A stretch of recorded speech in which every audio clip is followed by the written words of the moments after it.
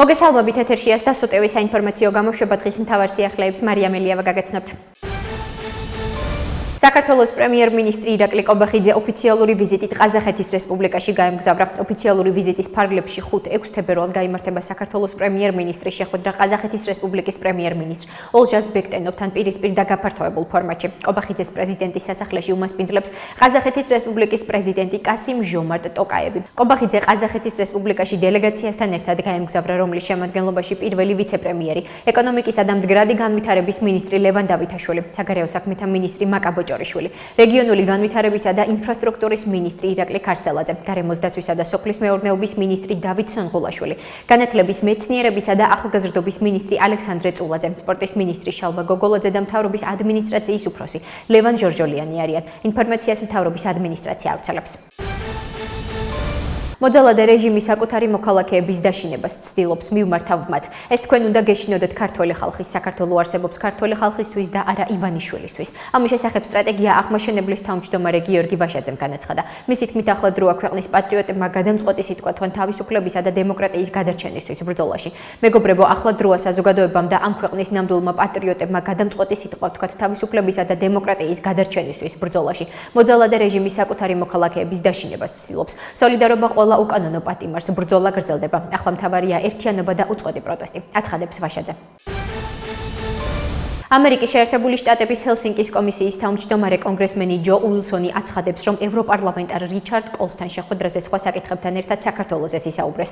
უილსონი X-ზე წერს, რომ შეხვედრის დროს განიხილეს, როგორ შეიძლება ქართველ ხალხს თავისუფალი და სამართლიანი არჩევნების მიღწევაში დაეხმაროთ. რიჩარდ კოლსთან შეხვედრაზე განვიხილეთ, თუ როგორ შეგვიძლია ერთად ვიმუშაოთ ომის დამნაშავე პუტინის, ირანის რეჟიმისა და ჩინეთის კომუნისტური პარტიის შესაჩერებლად და დავეხმაროთ ქართულ ხალხს თავისუფალი და სამართლიანი არჩევნების მიღწევაში, წერს უილსონი. უკან დასახევი გზა აღარ გვაქვს, ერთად ახვადგენთ სამართლიან წესრიგს და მშვიდობას ქვეყანაში. ამის შესახებ გახარია საქართველოსთვის განცხადებაშია ნათქვამი. პარტიის განცხადებაში აღინიშნება, რომ მოძალადე დე-ფაქტო ხელისუფლების მიერ ადამიანებზე ძალადობა და მათი მძევლა და ყვანა ადასტურებს, რომ მათთვის საქართველოს მოქალაქეების უწყვეტი პროტესტი ყველაზე დიდი პრობლემაა. პროტესტი, რომელიც ვერაფრით ჩაახშო. გამოხატვის თავისუფლების ფორმების სახელდახელოდ კრიმინალიზება, საკანონმდებლო ძალადობა პროტესტზე და მისი ინსტრუმენტალიზება ადამიანების დევნისთვის. პირდაპირ მიანიშნებს პროტესტის მასშტაბსა და სიმძლავრეზე, რომელსაც დე-ფაქტო ხელისუფლება ლეგიტიმაციის არარსებობის პირობებში ვერ უმკლავდება. ეს ბრძოლა ქართველი ხალხის დამაჯერებელი უპირატესობით მიმდინარეობს და მისი გამარჯვებით დასრულდება. თავისუფლება ყველა უკანონო პატიმარს.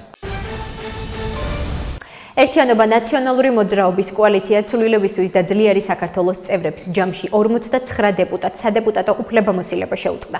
კენჭისყრის შედეგებს უმრავლესობის წევრები ტაშით შეხვდნენ. პარლამენტის გადაწყვეტილების საფუძველი მანდატების შეწყვეტის თაობაზე მათი პირადი განცხადებები გახდა, რომლითაც პარლამენტს გასული წლის ნოემბერში მიმართეს.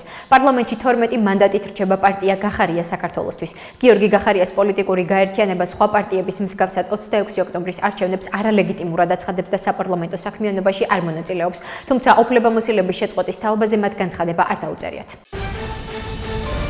საქართველოს ეროვნული ბანკის პრეზიდენტის მოვალეობის შემსრულებელმა ნათია თურნავამ და ფინანსთა მინისტრმა ლაშა ხუციშვილმა შემაჯამებელი შეხვედრა გამართეს საერთაშორისო სავალუტო ფონდის მისიასთან, რომელსაც ალეხანდრო ჰაჟდენბერგი ხელმძღვანელობს. ამის შესახებ ინფორმაციას ეროვნული ბანკი ავრცელებს. მათივე ცნობით შეხვედრას ესწრებოდნენ ეკონომიკისა და მდგრადი განვითარების მინისტრის მოადგილე ვახტანგ ცინცაძე და ფინანსთა მინისტრის მოადგილეები ეკატერინე გუნცაძე და გიორგი კაკაურიძე. ეროვნულმა ბანკმა ხაზი გაუსვა, რომ რჩება არსებული მონეტარული პოლიტიკის ჩარჩოს ერთგული, რომლის ფარგლებშიც ბანკი წარმატებით უზრუნველყოფს ფასებს სტაბილურობას. საუბარი ასევე შეეხო მუხლი მე-4-ის პროგრამის ფარგლებში სამომავლო თანამშრომლობის პერსპექტიულ მიმართულებებს. მხარეებმა დადებითად შეაფასეს მიმდინარე ტექნიკური დახმარების პროგრამები. ასევე დაისახა ტექნიკური თანამშრომლობის სამომავლო პრიორიტეტული მიმართულებები.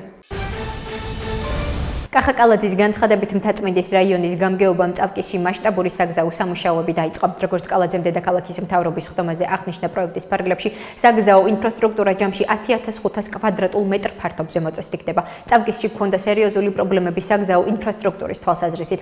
აღნიშნული პროექტის ფარგლებში 10 ქუჩას ჩაუტარდება რეაბილიტაცია, დაიგება ასფალტის ორფენიანი საფარი, მოეწყობა სანიაღვრე ქსელი და ბორდიური. სამუშაოები დაგეგმილია ტაბიძის, მარჯანიშვილის, თუმანიშვილის, თაყაიშვილის, მანჯგალაძის 9 აპრილის ამაღლების მეორე შესახვევში, ასათიანის ქუჩებსა და ასათიანის პირველ და მეორე შესახვევში, განაცხადა კახაკალაძე.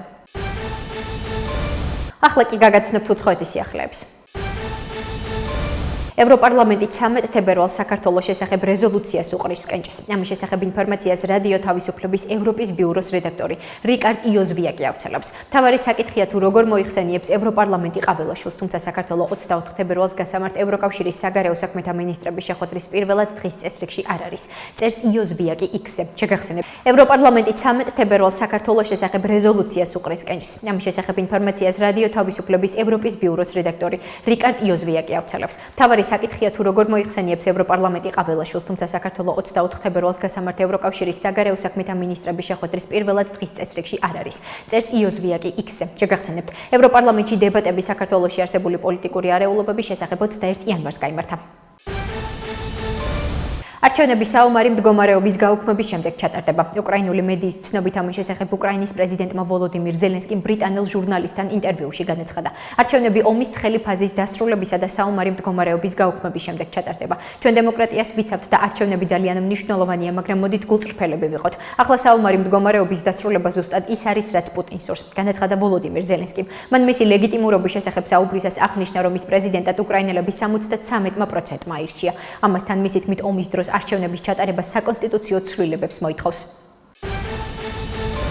დიდი ბრიტანეთის საგარეო საქმეთა მინისტრი კიევში ჩავიდა. ამის შესახებ ინფორმაციას უკრაინული მედია გაერთიანებულ სამეფოში უკრაინის ელჩი ვალერი ზალუჟნიზე დაყრდნობით ავრცელებს. დიდი ბრიტანეთის საგარეო საქმეთა მინისტრ დევიდ ლემის უკრაინაში მივესალმებით ჩვენ შემდგომი თანამშრომლობის საკითხებსა და უკრაინის უსაფრთხოების გაძლიერების მიზნით ერთობლივ პროექტებს განვიხილავთ. დაწერა ზალუჟნიმ ტელეგრამის საკუთარ არხზე. მან დიდი ბრიტანეთს მხარდაჭერისთვის მადლობა გადაუხადა.